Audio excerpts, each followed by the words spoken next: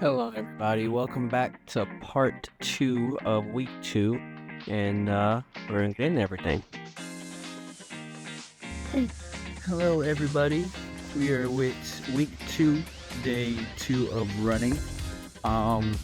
Today is Thursday, Tuesday, and Wednesday were supposed to be lift days, but I actually ended up catching a cold, so they ended up being at-home ab days. But we are better now, and we're ready to start running again. Yeah, see?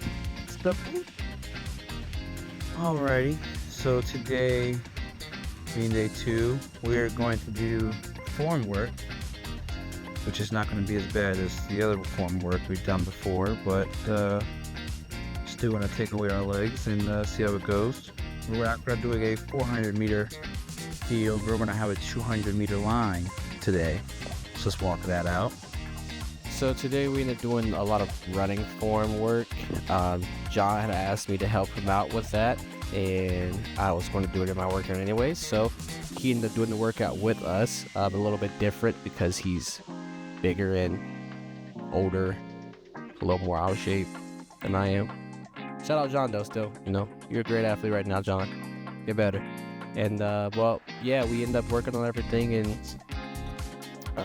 the breaks aren't really that big a deal, just more or less get everything done. Your legs are gonna feel like crap either way. So let's get back into the video.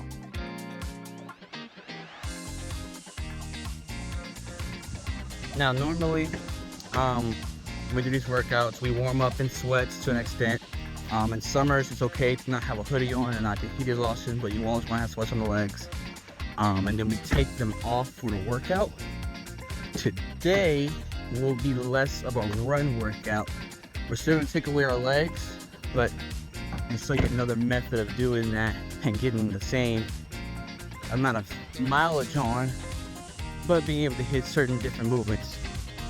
So warm up today, like usual, it's going to be walk 100, skip 100, walk 100, skip 100, jog 400. Then we're going to go into stretching.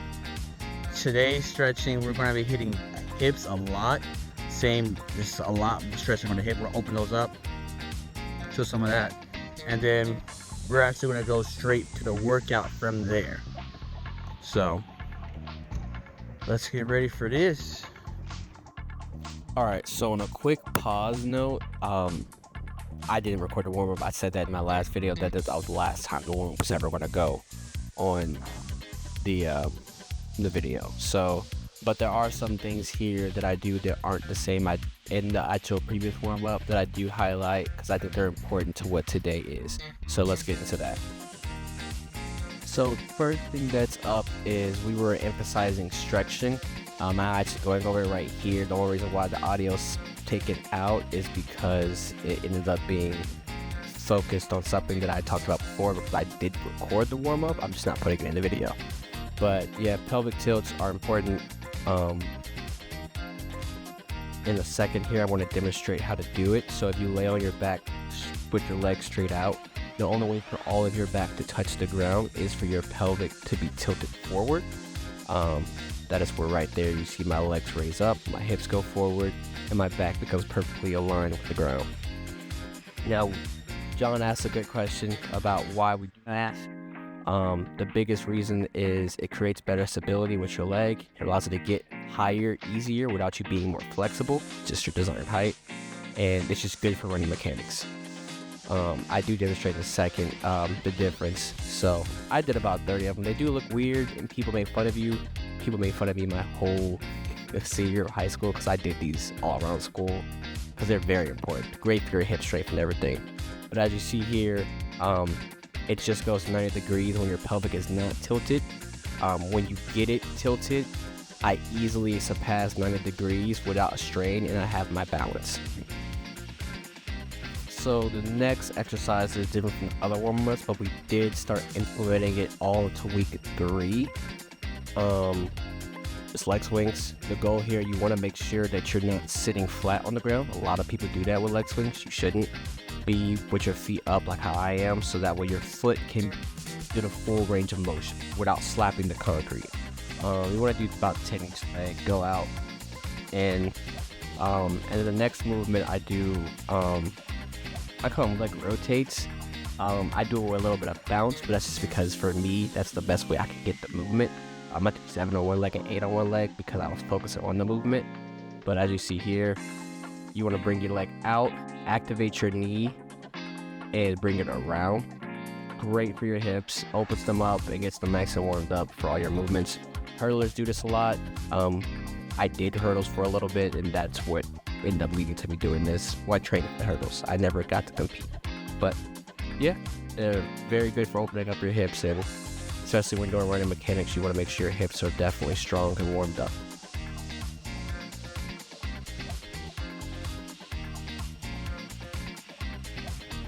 All right, so first thing is gonna be a step up positional ladder. It's not about speed, just hitting the right movement. We're gonna go to the trash cans about 20 meters. We're gonna go down, go to the break, come back each movement, down and back once. So first, it's going to be, we wanna make sure we keep our foot parallel to the ground. We're gonna be going to our ankle, and then we're gonna be pushing it. You don't push it straight down. You want to push it in a forward position, hitting the ball of our foot, and springing up the next one to above the ankle position. So,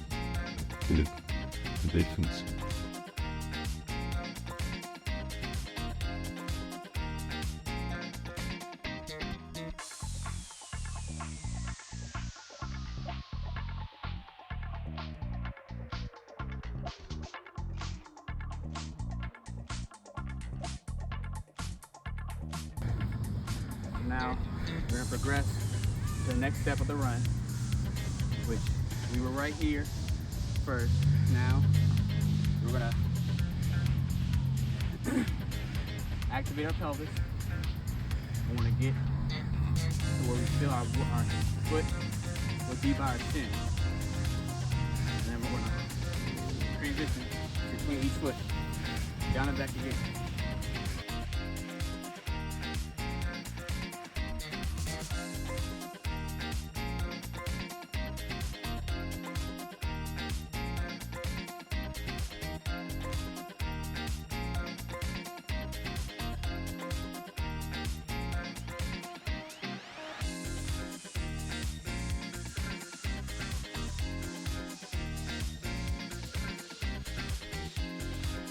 So the last step to the process is now you got in the leg, the power position.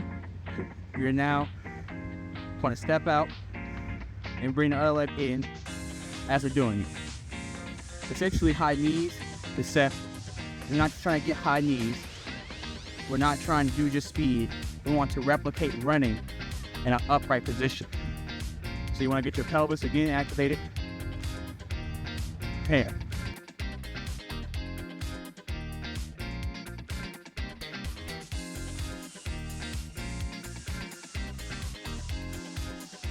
Okay. Now we got our whole movement done. What now I'm gonna do is a dual bleed where we put all of it together. We're gonna start ankle, we're gonna go thin, and we're gonna get into a lunge. And we're gonna carry that form in a run all the way through 50 meters. Okay. We're gonna do it one down, one back, and then we're gonna do our step through, lunge walk, and then we're just gonna do everything one more time and we're done.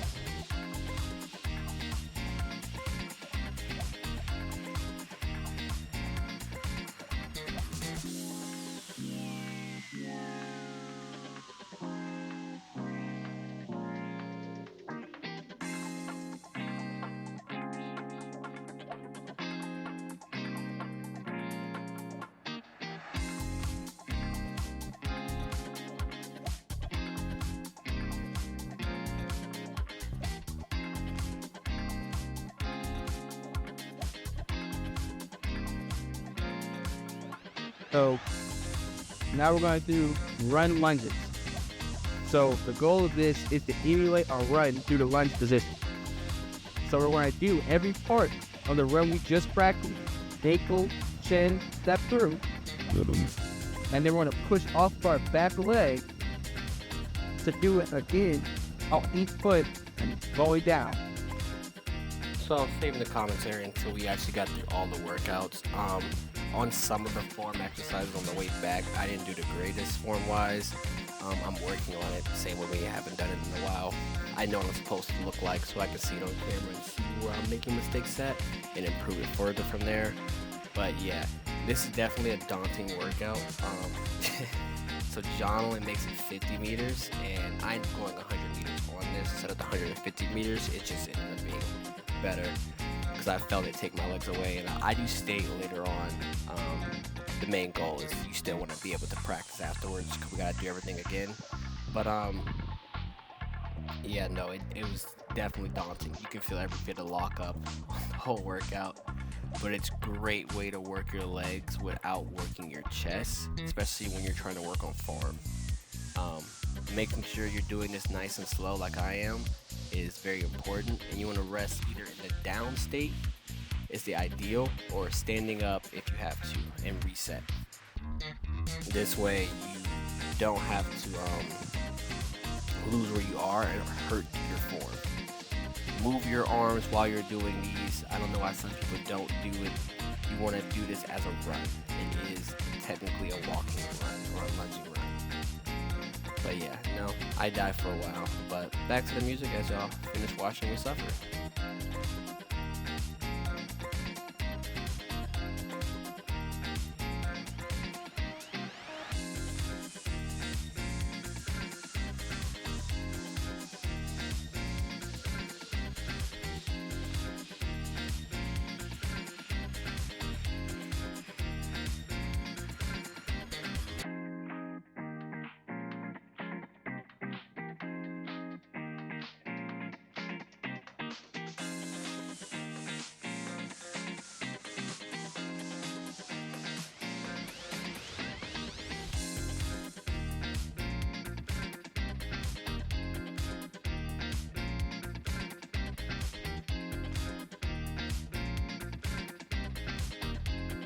Remember, your legs are a little bit gassed, a lot of big gas, depending on, you want to make sure you can still walk, but that shit hurt.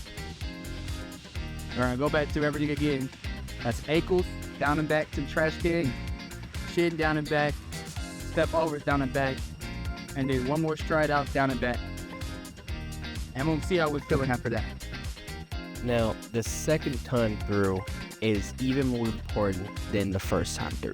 The first time you go through this whole workout and running phase and hitting the positions, your legs don't feel sore. You were warmed up because of the warm-up, but they're not actually sore.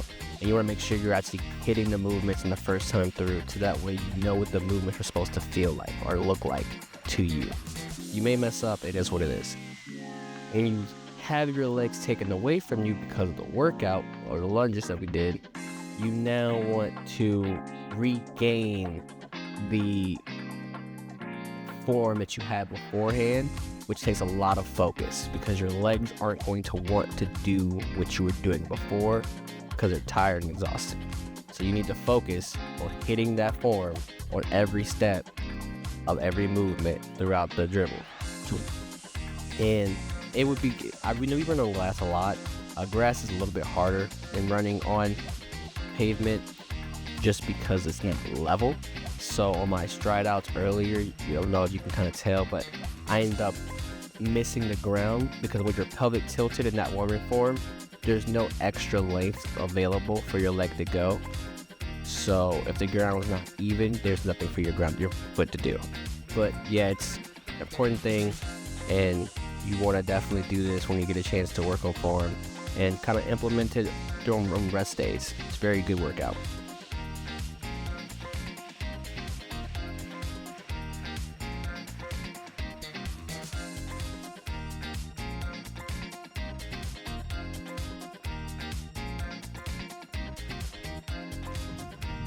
Workout done with. Now, cool down with a 400-meter walk. We're all set. Now we're on to the Friday recovery day, and You can cut the video out now, or I end up just talking to you guys while I do my cooldown run. Either way, we'll catch you next week for week 3. Wally.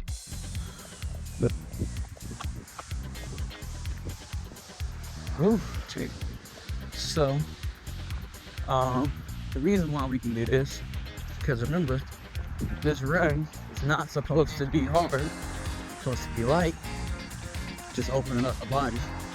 Now, I was gonna push this to tomorrow so I can use the field and we can probably record and everything, but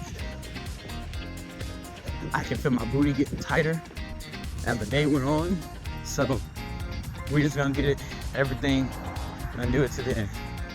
Also, because of the length of the content I'm doing, I'm starting to talk throughout the runs and workouts. It's no longer going to be a one-time weekly post. We're going to spread it out throughout either 2 to 3 videos a week.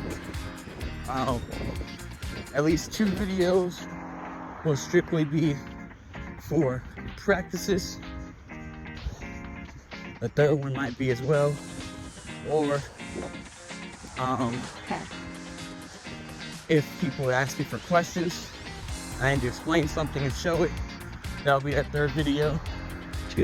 Also, you guys are gonna end up being ingrained into my day-to-day life more, because week 3 starts being an actual athlete and having to sacrifice and do things throughout the day. Nothing too crazy, just lifts and abs. I know I talk about abs all the time. You guys never really see me do abs as much. Usually do it privately at my home. But we'll start doing those on camera, so you can see more of those. And no, I'm not all conscious. I have to do a wide variety of different abs. That's just how we've always been taught. You go. I don't know how far from Kroger we are anymore.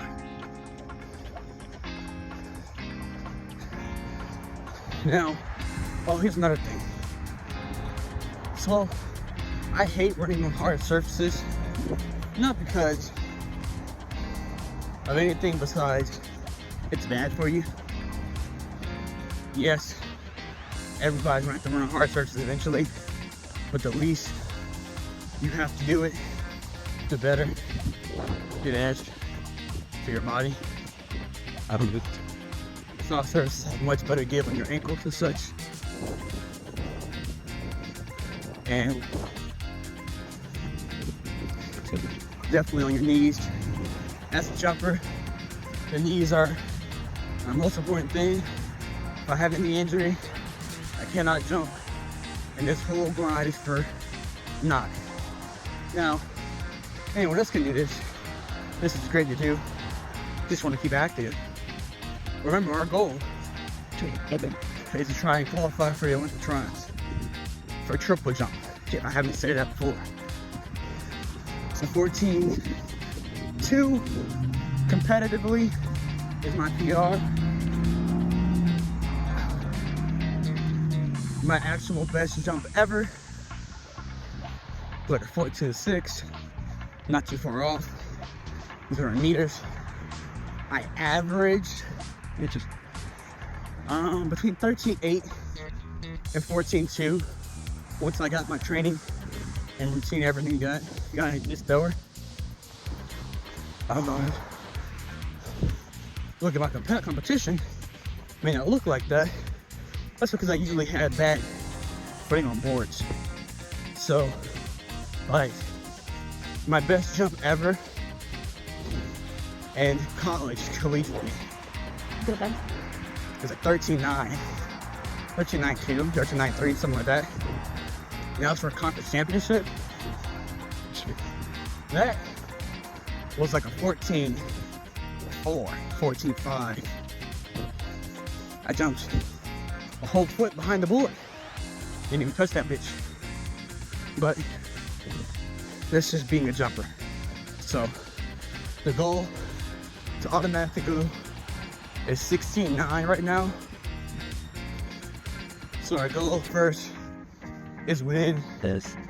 a year and a half, be in the high 15s. And I do apologize before I said Diamond League. It's not the Diamond League.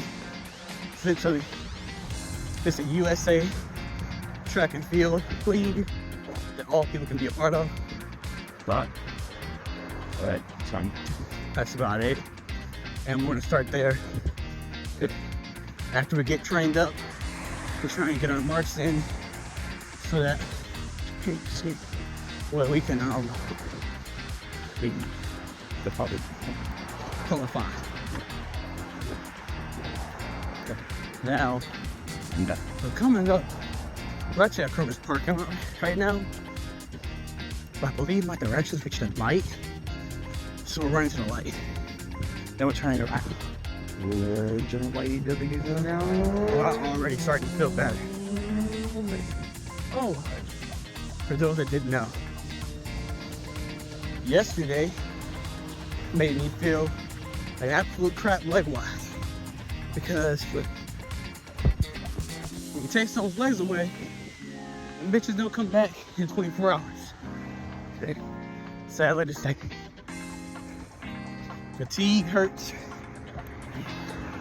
And actually it was cool because running with John, we got to show him a lot of things. And with that, we got to see a lot of flaws in our own technique when it comes to running. Who cares? If you see that, it's okay.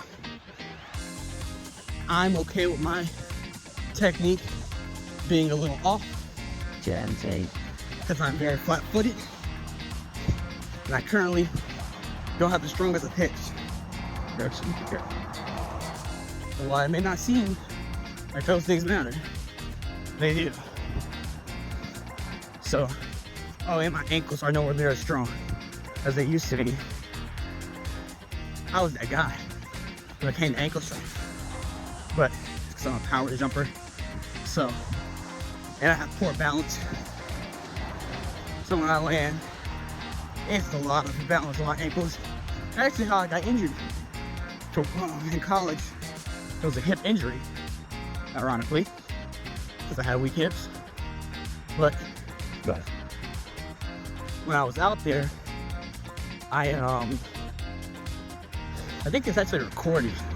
It was at one of the conference championships.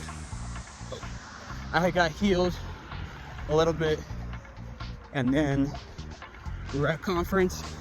I was competing. Started feeling great. But on one of my jumps, remember, number one thing, or one of the main things that held me back was not being accurate on the board. So because of that, I overcompensated in my strides, which led to me over-rotating mid-flight. So I didn't land in a good position. I landed in a very weird off position. My ankle, because of the strength of my ankles, corrected me on the ground. Because normally, someone in my position would just fall. My ankle strength let me get down where I was supposed to. And then pure strength made me jump. But when jumping from a bad position, doesn't matter how strong you are, you're gonna hurt yourself because you're in a bad position. It may not be the first time, but it will happen. So I ended up jumping. It's a bad jump because everything was wrong. But I ended up getting hurt. So we're about almost done with our run. Watch some people drive by at the light. They're gone now. Arms, legs feel way better. They feel alive. You also notice for anybody who decides to kind of run with me. If you progress the way I progress through everything, by the time you get here to today, a mile should feel light, because it is light. We did over almost 2 miles the day we did our X's. It was what it was, but with everything included. Plus we walk and run and do things throughout the day as well. But the mileage helps because the more life your legs have, the more power, or the more amount of power sustained you can put through them. They don't got the life, you can be as strong as Bo Jackson. You're gonna be ass, because you'll have the health of Darren McFadden. Football guys will get that reference. RIP if you're a Raiders fan. But I believe we're in the last 100 meters or less. So, of course, this will all be sped up because you don't even hear me talking. Or who knows? I might play the audio. I don't know what people like yet. So we'll try.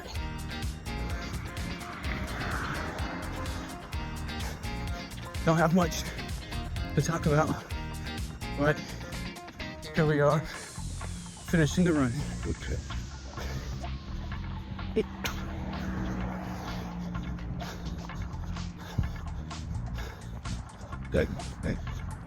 Oh, side note, even though it may not look like it or feel like it, both my arms are swinging. Even when you have a steady picture of me, I'm just rotating with my arms to keep a clear vision. You're gonna run properly every time, even if you're holding something. We hold batons in track, so holding something is not an excuse. And we're coming up to the end of a mile.